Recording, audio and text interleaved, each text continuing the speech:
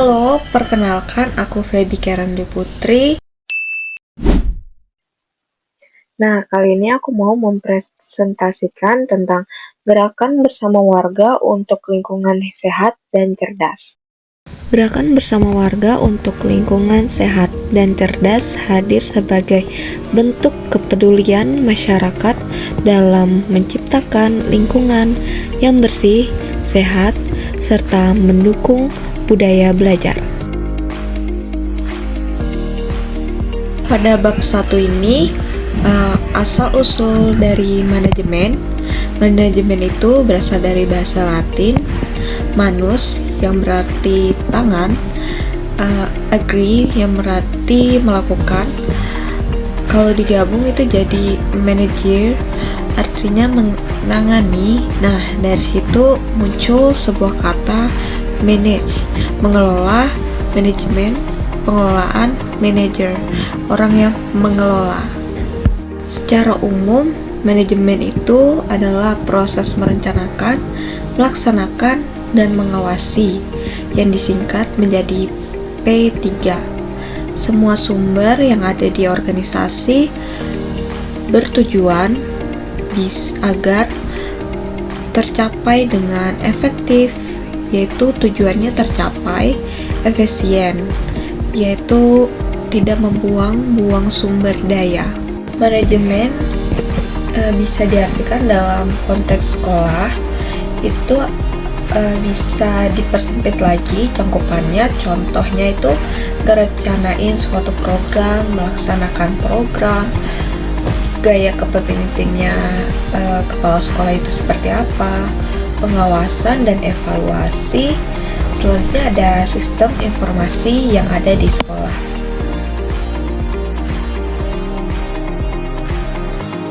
Pengertian manajemen menurut J.R. Terry, dalam manajemen itu merupakan suatu proses khusus yang meliputi dari perencanaan, perorganisasian, pelaksanaan, serta pengawasan. Tujuannya itu biar sasaran yang telah ditentukan bisa tercapai lewat pemanfaatan SDM dan sumber daya lainnya secara efektif dan juga efisien. Dalam hal ini saya lebih menekankan pada Mary Poker Follett, yaitu adalah ibu manajemen modern, dulu yang sering diabaikan tapi sekarang dikenal sebagai pelopor manajemen modern.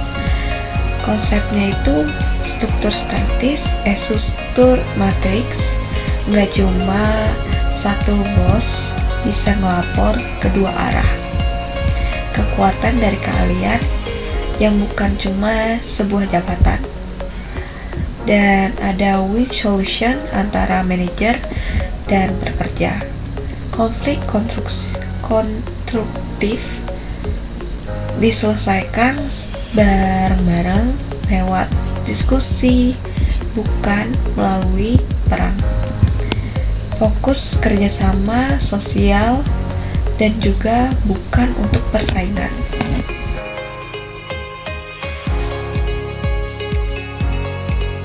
Bab 3 ada makna, visi, dan misi. Makna dari nama gerakan bersama warga menunjukkan semangat gotong royong dan kekompakan warga buat bersama-sama menjaga desa, lingkungan sehat dan cerdas. Fokus kedua hal penting, lingkungan yang bersih dan sehat, dan masyarakat yang cerdas dan berdaya lewat pendidikan.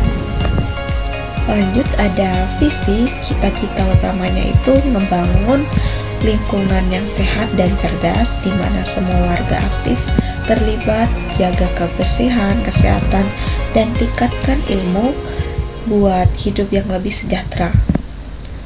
Ada misi di mana untuk mencapai visi tadi membuat program kesehatan, yaitu mengecek kesehatan, mempunyai hidup sehat, bersihin lingkungan warga, bangun ruang hijau seperti taman dan kebun warga agar desa semakin asri dan juga sehat.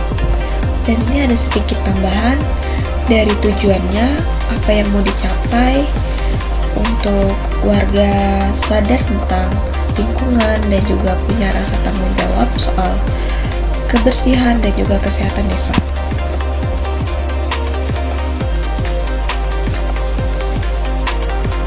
Struktur organisasi masyarakat RT atau rukun tetangga itu seperti organisasi kecil di lingkungan tempat tinggal. Biasanya satu RT isinya sekitar 20-50 kepala keluarga, tergantung luas dan padatnya daerah tersebut. Struktur organisasi orang yang ada di RT itu seperti ketua RT, orang yang dipilih warga buat memimpin dan ngatur kegiatan di lingkungan. Dan ada sekretaris membantu urusan administrasi seperti data warga dan agenda kegiatan, bendahara, pemegang uang iuran warga, dan laporan keuangan. Selanjutnya ada seksi-seksi tergantung kebutuhan, misalnya ada seksi sosial, seksi kerohanian, bisa juga ada seksi keamanan, kebersihan, dan lain-lain. Bab 5. Motivasi. Hal yang membuat ormas ini termotivasi itu seperti yang pertama ada tujuan yang jelas, ada visi misi yang kuat, misalnya membuat lingkungan bersih atau pendidikan merata yang menjadi semangat utama. Tantangan yang sering dihadapi, meski motivasinya tinggi, ormas juga sering bertemu masalah seperti uangnya kurang memadai, tidak cukup dana buat menjalani program, kurangnya dukungan. Bila warga cuek, semangat juga bisa ikut turun.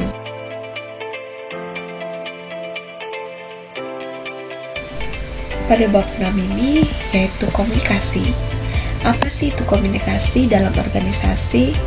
Sebuah komunikasi di dalam organisasi itu merupakan proses tukar informasi, ide, dan juga perasaan antar setiap anggota di dalam organisasi tersebut. Pada bab 7 yaitu kepemimpinan. Gaya kepemimpinan yang cocok ini seperti transformasional, yaitu pemimpin yang punya visi yang jelas, mengajak partisipasi, dan juga mengembangi orang lain. Lingkungan yang sehat itu bukan cuma tentang bebas dari sampah, tapi juga mendukung kesehatan fisik, mental, dan sosial. Contohnya ada tempat mencuci tangan, taman yang bersih, edukasi kesehatan, dan pengelolaan sampah yang lebih baik. Pendidikan lingkungan, orang tidak akan peduli pada lingkungan kalau mereka belum paham. Makanya diperlukannya edukasi melalui penyuluhan, kampanye, atau workshop. Tujuannya agar warga bisa mengerti dan berubah lebih peduli. Perubahan sosial itu bisa dimulai dari bawah. Kalau warga bersama-sama mengurangi sampah plastik misalnya, lama-lama itu bisa mempengaruhi pada kebijakan daerah. Intinya, perubahan sosial itu bisa datang dari aksi yang kecil dan konsisten dan kolektif. Pengembangan komunitas ini model yang bisa mengajak warga untuk ikut memikirkan bersama dari identifikasi masalah, membuat rencana sampai evaluasi. Jadi bukan cuma menunggu bantuan dari luar, tapi warga juga ikut bertanggung jawab dan menjadi agen perubahan.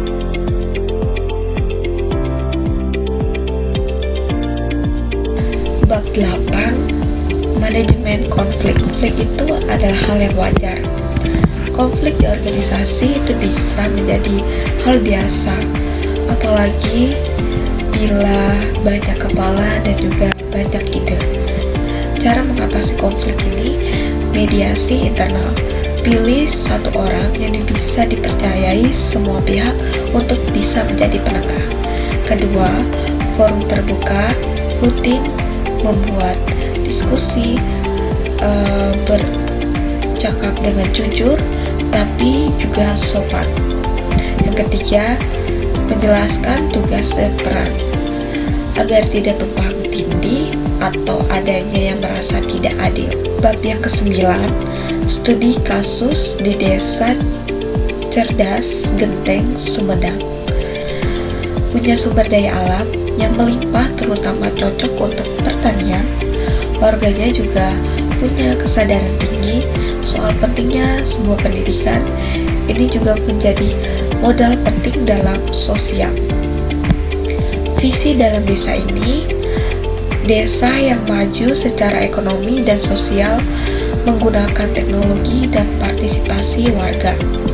Desa Genteng punya gotong royong yang kuat, pendidikan yang oke, dan juga potensi ekonomi dari pertanian, wisata lokal.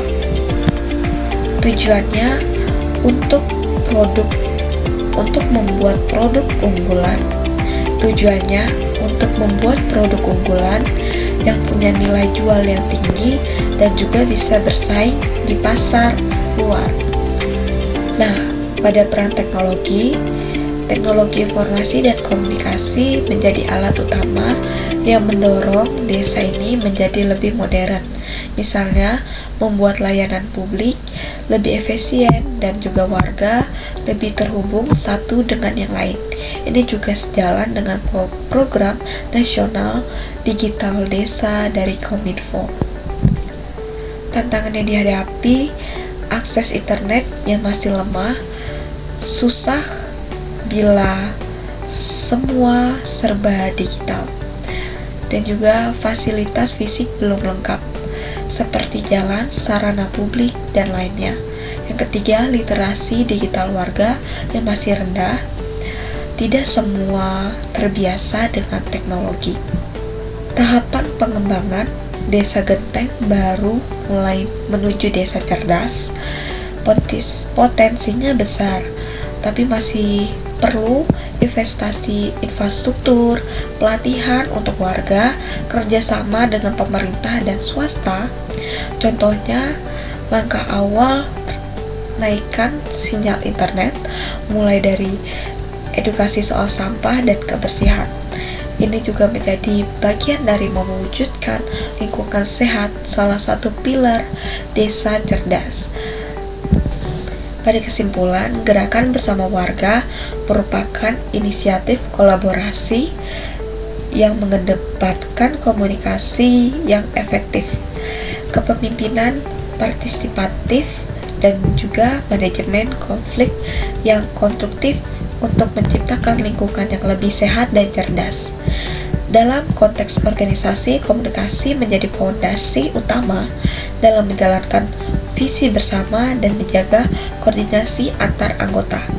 Kepemimpinan transformasional yang inklusif menjaga peran penting dalam mendorong keterlibatan warga secara aktif dalam pengambilan keputusan dan pelaksanaan program. Dalam manajemen konflik juga menjadi hal yang tak terpisahkan, mengingat perbedaan kepentingan antara latar belakang warga seringkali menimbulkan gesekan. Namun, melalui pendekatan mediasi, komunikasi terbuka, dan juga pelatihan keterampilan sosial, konflik bisa diubah menjadi peluang untuk memperkuat solidaritas dan efektivitas kerja tim. Studi kasus Desa Genteng di Sumedang menunjukkan bahwa desa cerdas adalah model pembangunan berbasis potensi lokal dan teknologi yang mampu memperdayakan warga dalam mengelola lingkungan dan juga perekonomian secara berkelanjutan. Meski masih dalam tahap awal, desa ini telah menunjukkan modal sosial, pendidikan, dan juga semangat kolektif yang kuat.